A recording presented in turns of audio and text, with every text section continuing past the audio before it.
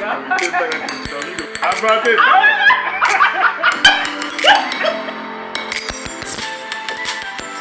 It's our anniversary. Hey. Our anniversary. It's our anniversary. Do you know what today is? It's our anniversary. Hey. The anniversary. Boom, boom, boom, boom, boom, boom. Happy anniversary. Happy anniversary, Nana. Oh. Sweet 16. 16 years. Sweet years 16. on your Say sweet 16. Sweet. I don't know if me is supposed to say sweet 16. Because they don't celebrate boys sweet 16, right? That's Yes, more of they a, do. it's more of a couple thing. I think, not to be gender based, but I don't think it's, it's well, it's our 16th year 16th anniversary. Praise 16 the years Lord. of marriage, man. Hallelujah. I think that is something. Let me get close to the mic. I think that is something that is to be applauded, especially now these days. So whoever you are, we thank you. If you made it, some people have sent messages before they made it 20 years, 25 years. That's amazing. They made it 1 year. You made it 6 months. Yes. Salute to you. Salute. Marriage is wonderful. It's also work. It is work. So what you put in is what you get out. It's what you get out of it. Most folks, that's what I realized though. Most of us who want a lot out of it don't want to put a lot of it in. We don't put the work. The work part is hard. It's like you want the abs, but I don't want to get the gym. I want to get my hair. I want to get the abs down. I want to get down. So salute. Also, too, it's your birthday week too. So hey, date me a cougar. Hey, date me. Let me see you go. You older than me. No, listen. Men, they don't say men is. It's just what they do. I don't listen. I didn't make this stuff up. You do understand the term cougar means, right? Yeah. That means usually it's an older woman with a younger man. I'm young. I'm still young. But you're always at that age. Let's get that correct. You're about to be 40 this year. I'm still in my 30s. I walk in my. I'm still 30 something too. Listen, but I'm saying, listen. Let me just be clear, okay? I didn't make these sexist rules and stuff for men and women. I'm just going out the context of what's happening. So if you are celebrating with us, pour your little something, get your little something going, celebrating life, it's a week celebrating of marriage, celebrating just being still here, being rocking alive. being alive, yes. Especially through this side. So if your first time rocking with us, I'm Jeffrey, Mr. A.K. Mr. right beside me, my wife now of 16 years. I can say it for the first time. Pew, pew, pew, pew. Dana, Mr. A.K.A. Mrs. Mr. And together we are the Mr. Yeah. So we're going to give y'all 16 lessons. That 16 we've years learned. we talked about. I got this idea from Kev and Melissa Fredericks. They used to have a podcast called The Love Hour. Love that podcast. You listen to it all the time. They stopped it now because it's one thing they moved to something else. But a lot of great podcasts they have. They used to do this all the time on their anniversaries too. I thought this, man, it's a great thing to kind of reflect over some stuff and to decide about this. Are we going to renew our contract? Like a lease. Are we going to renew our contract? You renewing your contract? Yes, absolutely. I just want to make sure. Are you renewing yours? Yeah, I'm renewing my contract. Why your voice go high? You like, yeah, You think I'm lying? No, but to be able to celebrate, look back over the year and pass over some wisdom and knowledge that some people may not have. And we don't have all the answers, but this is something that based on our experience. Yeah, definitely. So definitely not silly bullet for everybody, but maybe some nuggets you can use yourself. Absolutely. I know a lot of people who aren't married, who are listening to it or watching to it, or however you consume this podcast. Thank you. And if you have been shacking with us, like I always say, pause for a moment. It's free, y'all. And if you do something for us, if you don't do anything, because I hear people talking all the time, drop something in the comments if you listen on YouTube just to help the algorithm so other couples can hear about this. I had somebody tell me, like, man, hug y'all. Man, we watch y'all on TV at home. We put our YouTube on TV and watch y'all at home. I said, thank you. I said, thank you. But also, I told him, like, you're not commenting on anything. I appreciate you. I'm going to be honest with you. But to help the algorithm so it goes that far. So just drop a little sign, hey, wave, whatever you want to do. Listen on that. Thank y'all. Tell somebody else to tell somebody. We love it. Kind of talk about it. So getting into it right now. Yes. Quick question on that before we get started. What was your thought before we got married? We got married, what, 5 p.m.? 5 p.m. Saturday, July 22nd, 2006. So yeah, what were your thoughts? What was one thought that you haven't, that you may not have shared with me at that point in time? One thought. I was definitely nervous. I was nervous. I still could go back and look at the video, and it was like quietness. It's like you could hear it was just quietness in the room. And keep in mind there was a whole bunch of ladies in the room together, right? But it was just like quietness. It was like you could hear a pin drop. That's how quiet it was. Serious. It was serious. We got married young too, y'all. We got married 23. So it's kind of like, and Erica was doing my makeup and all of that stuff. Quite, y'all, were you saying you didn't want to walk down the aisle with me? No, that's not it. But I mean, that's a huge commitment. So you got to keep in mind, at the time, I was just turned 23 years old. And I'm like, man, I'm about to take a big step. I mean, it's a huge commitment. I mean, it's like one of the biggest commitments that you could ever make in your life, right? I believe accepting Christ is one, and then getting married is the next one. Married the next thing. Having kids is the next one after that. So, so it was like one of those things. But I mean, I was excited, but nervous and just, I was overwhelmed with joy. Yeah. Got you. I think joy would be the perfect word. Oh, okay. I was because I didn't want to wear a ring. I never wore jewelry before. I was looking at my finger. I was like, man, this is gonna be the last time I'm gonna be looking. I'm taking a ring. I was looking at my hand like this, and I was like, snap. This is. I don't know nothing. I don't know nothing. I don't know anything else besides this. So how am I going to feel with a ring? What if the ring itches my hand? Like, is she gonna think something wrong if I stop? I don't get like that. And so that was my concern. I was like, is this, how negotiable are we? How negotiable? It was non-negotiable. So that was my thing there. Not wearing a ring was non-negotiable. So if you can see, I brought a couple pictures right here. I don't know if y'all can see that. Bam. I know people listening, so I'm not going to go too deep in that side. But I remember, look at that. That was the quietest moment right there. You see Erica right there. Yes. She was on the episode of podcast right there. And shout out to all our bridesmaids and groomsmen and all that, flower girls. These our flower girls are now moms. Yes, they're grown. They're grown with kids. Yes, and my sister, who was where's she at in that picture? She's not in that one. Oh, she's a flower. But no, she was the junior bridesmaid. She's married and grown. Exactly.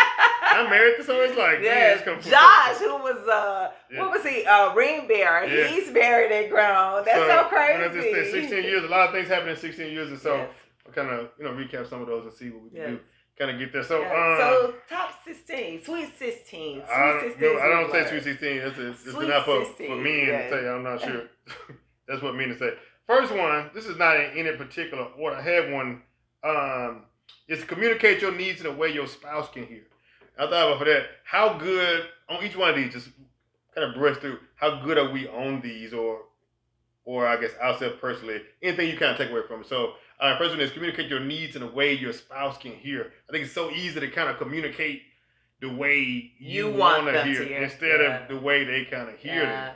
And so I think that's one of the things that I've learned of trying to communicate. All right, so this don't go anywhere. So what's another way I can pivot and do that? What about yourself? Yeah, I agree with that. Definitely communicate. And that could be challenging, especially when you first marry. Basically, you still, for some of us, we still trying to figure out ourselves, right? So I believe it's so important. You're trying to figure out, you didn't listen. Hold on. I mean, I'm always learning. Dang, that's so. Listen, that's another thing for men. Because that's what I think I was watching Bill Burr's special. We always, y'all trying to learn, y'all, and we trying to learn something. You go cut me off. I'm not saying, I just want to throw it in real quick. Go ahead.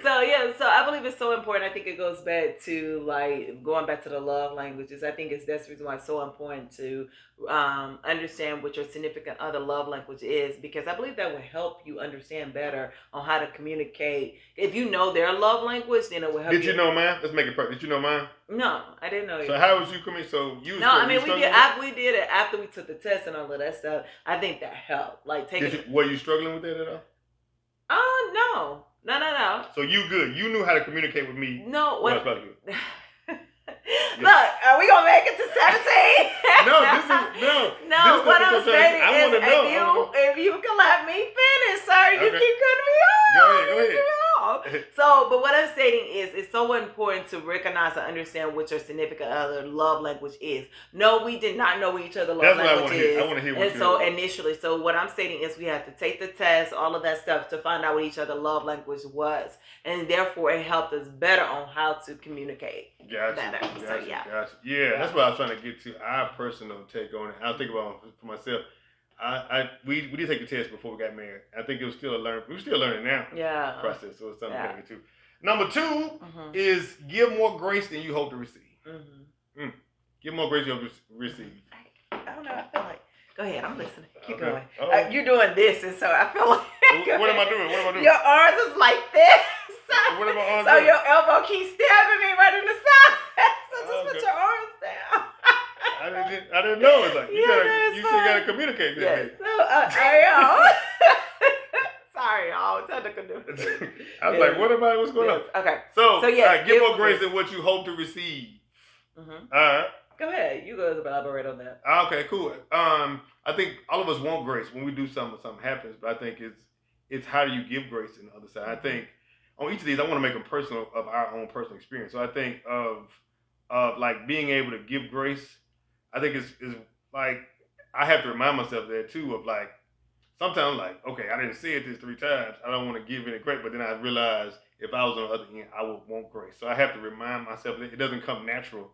In that extent. What about you? Yeah, I think it's hard. I think sometimes that can be challenging at times to give esteem grace, especially, everybody should be like me, right? That's most of the time. That could be the mindset, you know what I'm saying? Like, sometimes I'm like, you know what? If you would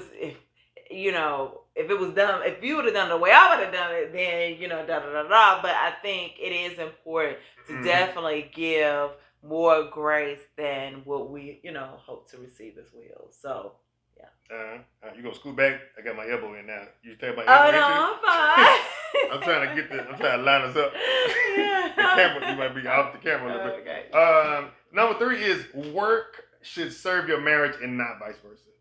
And I guess personal story to that is I don't know if I struggle here at all. I don't think I have. I try to find a balance even when I first started working. I know so many people who I work with who said that they got divorced because they put their work first over their relationship, whether it was education, whether in other fields, they put their work first, and so their spouse came second. And I think as people are coming up, I know that's a struggle for a lot of folks. I don't know if that was a struggle for me. I'm saying myself personally. I don't think so. Let me know if that was. Do you think any time this? No, I mean, I think there can be times, especially when you're having kids and stuff. I believe. I think there may have been some time. Sometimes when you having kids and you're becoming a new mom, a new dad, everybody's learning to adjust because for the longest it was just us, right? So I'm sure at that time it may have been some technical difficulties, during that time. I don't remember. Let me tell you. Let me go ahead and put this right there to you right now. I won't be able to provide an example for all of these, but I would definitely do my best. But I just believe that in regards to work, I don't believe we ever really struggle with that one as much. We definitely both try to provide like a healthy balance to careers and that sort of thing. And so I do know, maybe what I was trying to say was when you first get into like your career and then eventually you start having kids and stuff like that, it may be hard to find that balance. Because you're trying to now become a new mom, a new dad, and then still work. And so you may be able to, your children need more needs and so are more needy. So, your spouse may take a back seat a little bit, but just always remember to go back to who your number one is. That I think causes it. So it has only been you two. We didn't have a kid this last year. So I'm thinking of last year. I'm thinking of 16 less than 16 years. When we first had Malia, our daughter, like it was, I don't think it was like, I was able to take off work too. So I was able to kind of support like that. So like there's some of that. But I know a lot of other couples who like, man, this is the spot we at right now. This person works too much or they don't work enough or, something like that. So having that communication, kind of talk about that. Number four is something I think we do pretty well. It says celebrate your anniversary each year. Yes. So whether it's going out of town, whether it's staying in town, whatever it is, but celebrate this. Remember your anniversary. Oh, yeah, starts off. Starts off. Remember the anniversary that you jumped off, that you poured the sand or lit the candle on. Remember that anniversary. I think that's what helps it make it special, I guess. I don't think that was an issue for us. I don't think. But I know some couples, like you said, either the guy don't remember it. Most times the ladies remember the anniversary, but I think it's the fact of like, are we doing anything for our anniversary? And if you hard to remember anything, put in your calendar. There's no excuse now. There's no excuse now. Your phone will literally remind you. Just put it there for the rest of your life. Go to your Google Calendar and say repeat every year. Repeat for life. For my kids' life. So you can just remember that piece. But it's literally no excuse now for you not to remember. It. Now just, I think sometimes though, like comfortability, complacency can kick you into where like that becomes something that maybe those expectations. So maybe the wife, maybe the husband has an expectation that has not been communicated, and going there. So yeah, that's something. If you have not, talk about it. If you dating right now, like how big an anniversary for you? I think childhood, kind of shapes that. Like you guys were big on birthday stuff coming up that you shared before. So it's like hearing and understanding it and knowing like what are some big things. Some people like. Well, actually, birthdays for me became more, when I became older. You know what I'm saying? Like we celebrated my birthdays, but when you turn your cougar. Nah, but no, like I remember having like a couple of birthday parties, but I think. Oh, y'all were big on birthday? I mean, like you have to keep in mind, like like.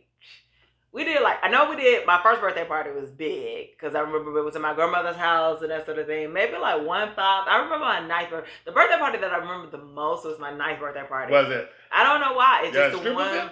No, it was just the one. I had on a blue and white dress. I got a Barbie watch and yeah, and I believe it was like in a park or something. I remember that way. I do remember that. I don't know why. So, but other than that, like it was just a normal standard birthday. What I'm saying is, you like happy birthday, But when when I became older, I was like, okay, birthdays are big. I want to always celebrate birthdays big. Like even when I had kids, I was like, I want to celebrate birthdays big because you remember when you told me the first time that you had a true birthday celebration is when we did what is it? We went to one of the restaurants in Memphis. I can't even think of it. Over there by Oak Court Mall. And I surprised you with everybody came through and had a cake. He was like, oh, wow, I think this is my very first birthday type thing. So. I was trying to give you okay. We're married then. Now, that's real sweet. I appreciate that. No, I'm just messing with you. I'm just joking. I think communicating that though, like what are your expectations? Right. I think many times we don't share what the expectation is until it's not met, and then we feel in some type of way, we quiet and all the way around. So communicate. If it's big or you want to try to do something different, communicate that or forward a day. You know who you married to. Yeah. Being able to communicate that. And I think that was something we kind of get to that place. But we're still celebrating when this airs, we'll be in San Juan, you gotta dance that. San Juan, Puerto Rico. Yes. I gotta play. I planned it this year. He planned it this year. Yes. Hello. Yes. Put some respect on my name. Put some respect on my name, huh? Y'all pray for me. See, this is and so that's it. No. We out here. I'm going number 6. Number 6 is 5. Oh, pray with and for each other. Oh my bad, I missed number 5. Pray with and for each other. All right, you take this one first. Yeah, I just think it's important that you always keep your significant other, and lifted up in prayer. What's the last thing you prayed about me?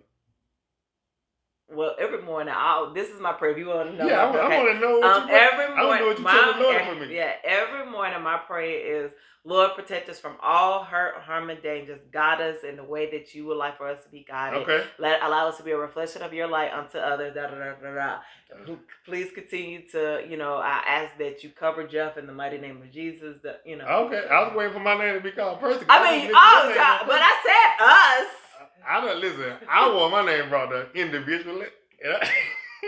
I want to take an extra sentence for me. I can't. And then whenever I get in the car with the kids, I usually say, protect Jeff, and I call everybody names specifically, and then also talk about, let us have a good day at work, in school, that sort of thing. So, okay, I just want to let you know. Yes. So, but I think also too is just constantly praying for your significant other, right? I think it's just so important.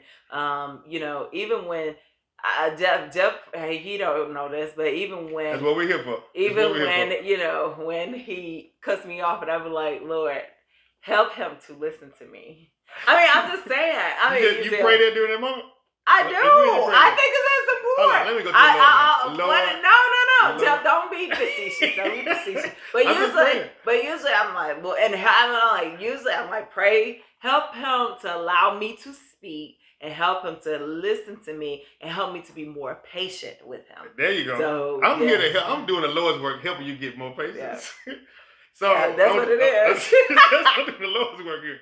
I'm doing the Lord's work. I try to wake up before y'all do with this house. Y'all be sleeping, snoring and stuff. And so I try to do the same or similar prayer. Like I pray specific things for each and every one of you guys. I call you out by name. Hello, not no group collective. I want mine individually like that. One thing I want to do though is I would like for us to pray together more. I think we do that. I would like for us to do it more. That's cool. Got it. All right, number 6 is get good at the small things. I wrote this one down. This is what I contribute to this time. Yeah. I'll talk about it then. The small things, meaning that you can win large things. Was somebody mocking me in the chat? Somebody mocking me? I'm still gonna talk. I'm talking about talking away, baby. Don't worry about it. I said get good at the small things. The small things meaning not just like big milestones. Like some people would say, just like this thing, right? Of like, for example, like some people get good at just the wedding. They get good at what people see on the outside. Is getting good at those small things, which end up being what the big things are. So like if you're not good at small things, almost like football analogy. If you're not good at like watching plays and doing those things, when the game comes, you're gonna struggle because you haven't built up that capacity to do that. So I think getting good at the small things looks different in different relationships. I think for me, it's getting good at like learning, like growing from what year 15 was. So like, what's another way I could grow? So like naming those things and making those like actionable things to kind of go on. So as I was kind of praying, I was thinking back like, okay, what was it like at 10? What was it like at 5? And kind of thinking about, all right, where am I now in the development piece? And if you're stuck, you're like, okay, I haven't really developed anything for myself. I'm kind of in just a limbo. I would say like writing those things down and pushing there, having a conversation about those things. But I think getting good at small things. Does that make sense? Yeah, no? Somewhat. Tell me what doesn't make sense. I mean, I understand what you're saying. I guess build upon. I guess what you're stating is you build upon from year to year, and like so whatever you did in year 1, okay, learn that and then move on to the next. So year 2, and so you build it upon that. So really, those small things could really be bigger things. Yeah, to where they add up to be bigger things. And you made me think about this of like when you learn your spouse, you're trying to do those little things. So like if washing dishes is your thing, right? If like washing your dishes, then it's like, all right, instead of talking about it, like actually putting that into action. So those little small things will end up filling up the love tank of your spouse. So you get close to what you're trying to do. The other day, my air was low and my tire. It was today. No, I'm talking about the other day. But other day, I'd have to ask you. You actually went and put the air in the tire.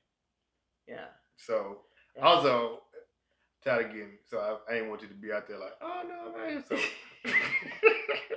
So here's one. Oh goodness. Number 7. Number 7. Own your ish or be willing to accept accountability. Own your ish or be willing to accept accountability. Yeah. Just own it. I think sometimes own it. Just own it. I mean, there's no other way. Just own it and or, be willing to accept accountability. I think it speaks for itself. I think a lot of times we don't want to accept accountability. We don't want to own our stuff. Because pride, selfish, I mean, all those things that, unfortunately, that we all have in us. I'm just saying, just being honest.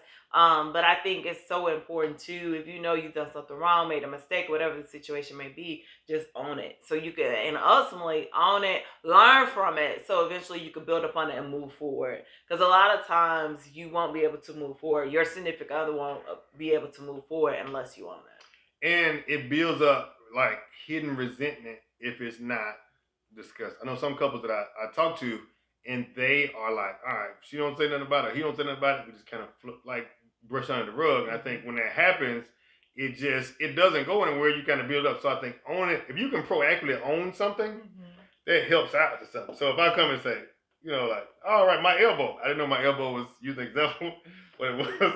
But I think that help. Would that help though? Like, what you think for this situation? All right. Yeah. So anything that I haven't owned? Oh, I'm sure it has been, but I mean, it's okay though. Oh no, I mean, no, it's not that it's okay. I just like, I mean, there There are things that you do, but it's okay, baby. Things I do. I'm learning. We still learning each other. Have you communicated them? Oh, well, yeah, I usually do communicate it. Is it, going back to number one? What's number one? Yeah. Is it in a way that your spouse can hear? Well, that's what I'm still trying to figure out. Okay, yeah. So look how we're applying this right now. Yeah, I'm still trying to figure it out. So, because I think one of the things is, I really do have this thing about people cutting me off while I'm speaking. I don't know what it is, and I'm really it's from childhood, bro. And I did that intentionally. If you don't see the joke in it, I did that intentionally because you said it. So yes, I am learning. I'm learning to, because people cut me off, and I think because they know, I think it's niceness. I don't know what it is, but can you please don't cut me off? So yeah. Did you get you? Yeah. Did you get you what you? So yeah. Oh goodness. Did that? I think this is a trigger. Then this is good. We see this on site to see. I did that just to pull out what it was. I wanted you to say what the situation was. I'm okay with, if I do that, then I'm okay with owning. So, yes. So, I need Joe to start. Producers. Do we need a stand-in? Do we need a stand-in?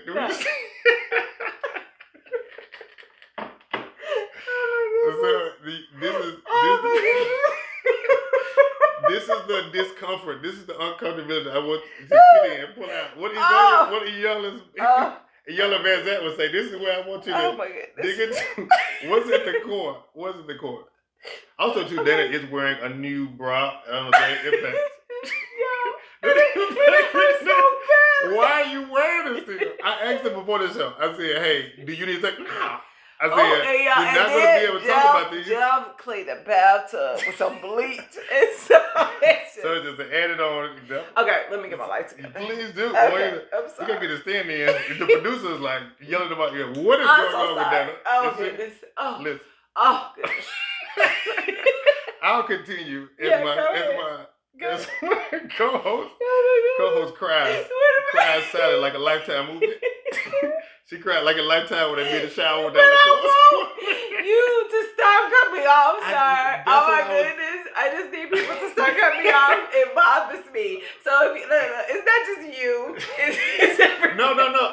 This is what I was. I know that. Okay. Hold on. Let me just say what you said. You don't want anybody to cut you. I get that part. The point I was trying to get to is, why does it bother you so much to dig into that piece? Maybe we need a whole episode for that. I thought it was going to be a quick thing. This girl, she getting broke down. We got to get this thing. I was just trying to pull it out of here as a show. All right.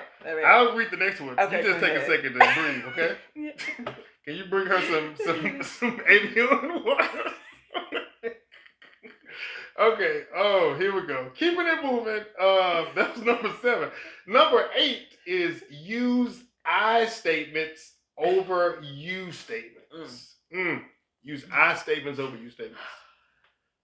Use I statements over you statements. And I'm gonna say, I'll go ahead and let you speak it yourself. I don't want to cut you off. Oh, good. Before you get started, you just see that's a trigger. Use I statements, meaning you make it personal instead of blaming the other person. You're able to do those things. That's something that this year we implemented too. Yeah. Just like, all right. And it's been a lot better. Yeah. So like when you're going to have disagreements, you make those disagreements a lot better as you think of that. So using I statements. Yeah. For example. Is it okay if I do it for example? Yeah. That's what this whole. Okay. That's what. So I would say, Jeffrey, I appreciate when you wash the dishes versus saying, Jeffrey, you don't ever wash the dishes. You know what I'm saying? Because, so it's those type of things. That's a good example. Yeah. That's a good example. And I appreciate when you let the dishes take a bath, when you let them soak in there. Because every marriage is built on 2 people. You have one person who builds the water and put the dishes in. You got one person who goes and washes them. The person who's sitting there, we know y'all sitting there let the dishes wash, and they come in. They'll let you get started, and they'll come in a few minutes like, oh, I was about to get those. Like, the person who's gonna wash this is gonna wash the dishes.